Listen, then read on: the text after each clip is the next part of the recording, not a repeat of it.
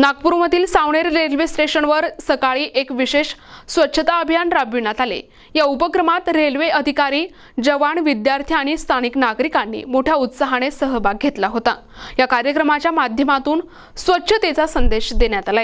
यावेळी प्रमुख पाहुणे म्हणून दक्षिण पूर्व मध्य रेल्वे नागपूरचे परिचालन प्रबंधक आयुषजी खरे, सावनेर रेल्वे स्टेशनचे प्रबंधक मनोज कुमार आणि सावनेर रेल्वे विभागाचे सर्व आरपीएफ जवान उपस्थित होते। यासोबतच सावनेर येथील नामांकित गोतमारे गुरुकुलचे गोतमारे सर आणि त्यांचे विद्यार्थी, तसेच मूकबधीर शाळेचे विद्यार्थी आणि शिक्षक गण आणि काही नागरिक देखील उपस्थित होते।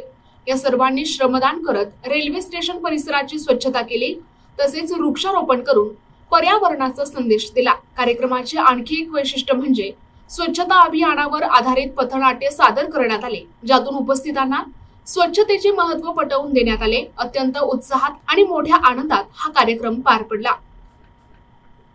प्रतिनिधी मंगेश उराडे, NTV न्यूज मराठी, नागपूर।